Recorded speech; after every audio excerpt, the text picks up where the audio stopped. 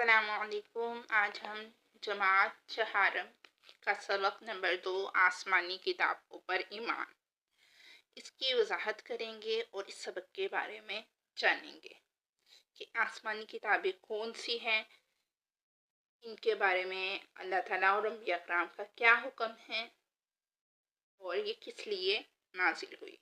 तो आइए चलते हैं आज के सबक की तरफ। अल्लाह ताला ने इंसानों की हिदायत और रहनुमाई के लिए जो किताबें नाजिल की उनको आसमानी या इल्हामी किताबें कहा जाता है। ठीक है, अल्लाह ताला ने इंसानों की हिदायत और रहनुमाई के लिए जो किताबें नाजिल की, अल्लाह ताला ने उनको नाजिल किया अपने अंबिया पर। और क्यों नाजिल किया? इंसानों की हिदायत और रहनुमाई के लिए। ये किताबें अल्लाह ताला ने अपने नबियों और रसूलों पर नाजिल की। ठीक है, ये किसी आम बंदे पर नाजिल नहीं हुई और ये किसी आम ने नाजिल नहीं की और ना ही कोई आम बंदा ये किताब लेकर आया। नाजिल करने वाले अल्लाह ताला, लेकर आने वाले हजरत जिब्राईल अलैहिस्सलाम, और जिन पर नाजिल हुई वो या तो अंबिया थे या फिर रसूल। और क्यों नाजिल हुई? इंसानों की हिदायत और रहनुमाई के लिए। ठीक है, बाज़ अंबिया कराम अलैहिमुस्सलाम को किताबों की बजाय सहीफे दिए गए। ठीक है, कुछ अंबिया कराम ऐसे थे उनको किताबें नहीं बल्कि कुछ सहीफे दिए गए। जैसे हजरत इब्राहिम अलैहिस्सलाम को जो सहीफे दिए गए उनका नाम सुहफ़े इब्राहिम है। ठीक है, जो सहीफे हजरत इब्राहिम को दिए गए उनका नाम है सुहफ़े इब्राहिम। अब सहीफे किसे कहते हैं? याद रखिए, अल्लाह ताला की छोटी छोटी किताबों या उनके अज्जा को, अज्जा कहते हैं हिस्से को। ठीक है, अगर तो छोटी किताब है ठीक है, वरना उनका उस किताब का कुछ हिस्सा है उसको सहीफा कहते हैं। सहीफा की जमा सुहफ है। ठीक है, आगे हैं 4 आसमानी किताबों के नाम दर्ज झैल हैं। 4 आसमानी किताबें मशहूर हैं और वो कौन कौन सी हैं आइए पढ़ते हैं। तौरात, ज़बूर, इंजील और कुरान मजीद। ये किन किन पर नाजिल हुई, किन नबियों पर नाजिल हुई, इसकी भी वजाहत करते हैं। तौरात मुक़द्दस, ये किताब हजरत मूसा अलैहिस्सलाम पर नाजिल हुई। ठीक है, तौरात कौन से नबी पर नाजिल हुई? हजरत मूसा अलैहिस्सलाम पर।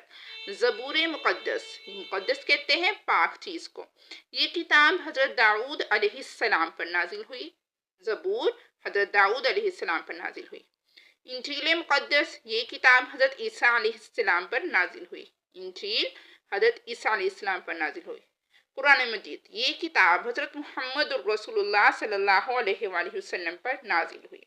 तो इससे हमें अभी पता चला कि 4 मशहूर आसमानी किताबें हैं, तौरात, ज़बूर, इंजील और कुरान मजीद।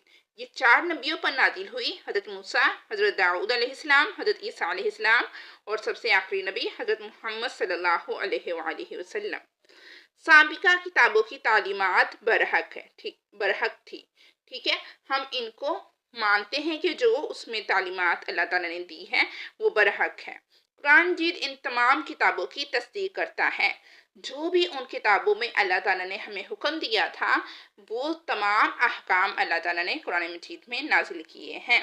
इसलिए कुरान मजीद के साथ साथ इन किताबों पर ईमान रखना भी हर मुसलमान के लिए ज़रूरी है। ठीक है, मुसलमान के लिए ज़रूरी है कि वो इन तमाम किताबों पर ईमान लेकर आए और उसके साथ साथ वो सिर्फ कुरान पाक से रहनुमाई हासिल करें। अल्लाह ताला का इरशाद है, तर्जुमा कुरान पाक में अल्लाह ताला इरशाद फरमाता है, रसूल उस किताब पर जो उनके परवरदिगार की तरफ से उन पर नाजिल हुई ईमान रखते हैं और मोमिन भी। ठीक है, रसूल यानी जिन पर वो किताबें नाजिल हुई या उनके अलावा जो कोई भी रसूल हैं उस किताब पर और जो इनके परवरदिगार की तरफ से उन पर नाजिल हुई ईमान रखते हैं। और कौन ईमान रखते हैं? मोमिन यानी ईमान वाले। सब खुदा पर और उसके फरिश्तों पर और उसकी किताबों पर और उसके पैगंबरों पर ईमान रखते हैं। यानी ईमान वालों की निशानी क्या है? कि वो अल्लाह ताला पर, उसके रसूलों पर, उसके फरिश्तों पर, उसकी किताबों पर और उसके पैगंबरों पर ईमान रखते हैं। सूरत बकरा आयत 285। ठीक है, ये अल्लाह ताला सूरत बकरा की आयत 285 में इरशाद फरमा रहा है। कुरान मजीद अल्लाह ताला की आखिरी किताब है।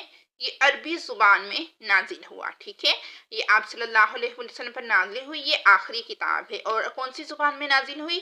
عربی زبان میں۔ قرآن مجید میں سے پہلے جو کتابیں نازل ہوئی تھی وہ کسی خاص زبان اور علاقے کی طرف بھیجی جاتی تھی،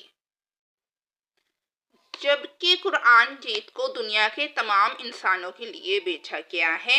یہ قیامت تک آنے والے انسانوں کے لیے ہدایت کا سرچشمہ ہے، ٹھیک ہے۔ جو پہلی کتابیں تھیں وہ خاص وقت یا پھر خاص لوگوں کے لیے بھیجی جاتی تھی، لیکن جو قرآن پاک ہے وہ تمام دنیا کے انسانوں کے لیے، ٹھیک ہے، تمام دنیا کے انسانوں کے لیے اس کو بھیجا گیا ہے۔ اگر کسی نے رہنمائی حاصل کرنی ہے تو وہ اسی کتاب سے رہنمائی حاصل کر سکتا ہے۔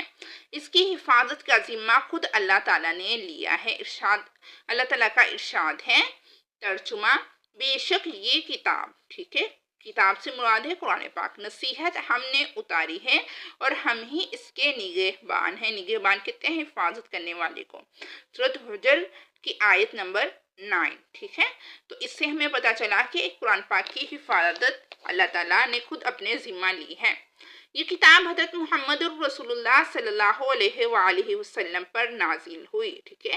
یہ آخری کتاب ہے اور آخری نبی حضرت محمد رسول اللہ صلی اللہ علیہ وآلہ وسلم پر نازل ہوئی۔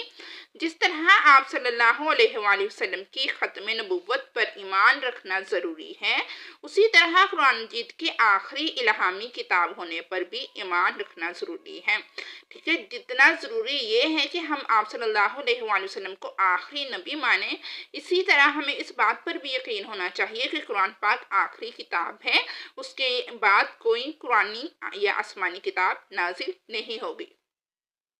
اب قیامت تک آنے والے لوگوں کے لیے ہدایت کا واحد کہتے ہیں ایک اکیلا، ٹھیک ہے، واحد ذریعہ یہی کتاب ہے۔ اس کی تعلیمات پر عمل کرنے میں ہی تمام انسانوں کی نجات ہے، ٹھیک ہے۔ اگر انسان چاہتے ہیں کہ وہ اپنی نجات حاصل کرے، کس چیز سے نجات حاصل کرنی ہے انسانوں نے؟ جہنم سے، عذاب قبر سے، تو اس کے لیے ضروری ہے کہ وہ قرآن پاک کی تعلیمات پر عمل کریں۔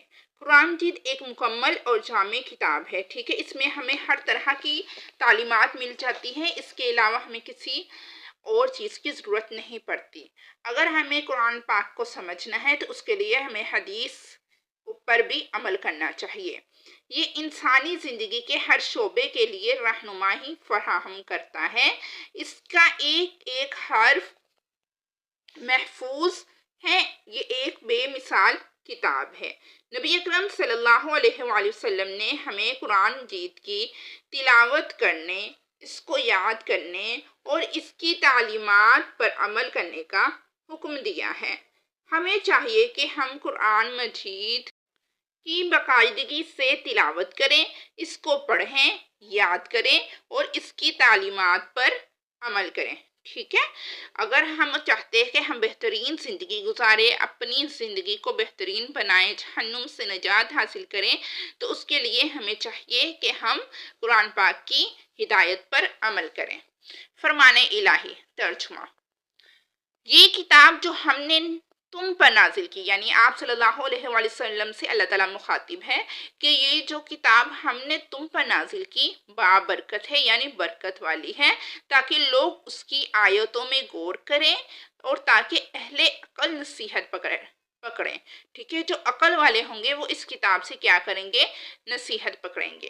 سورۃ صاد کی آیت نمبر 29، ٹھیک ہے۔ تو اس سے ہمیں پتا چلا کہ آخری کتاب قرآن پاک ہے۔ اس سے پہلے جتنے بھی آسمانی کتابیں نازل ہوئی ان سب پر ہمیں ایمان رکھنا ضروری ہے، لیکن ہم نے عمل صرف قرآن پاک پر کرنا ہے، اور قرآن پاک کے بعد کوئی بھی کتاب نہیں نازل ہوگی۔ جس طرح آپ صلی اللہ علیہ وآلہ وسلم آخری نبی ہیں، اسی طرح قرآن پاک بھی ہماری آخری کتاب ہے۔ اسی سے ہم نے ہدایت و رہنمائی حاصل کرنی ہے۔ امید ہے آپ کو ویڈیو پسند آئی ہوگی۔ مزید اسباق کی ویڈیو دیکھنے کے لیے چینل کو لائک، شیئر اینڈ سبسکرائب کریں۔ اللہ حافظ۔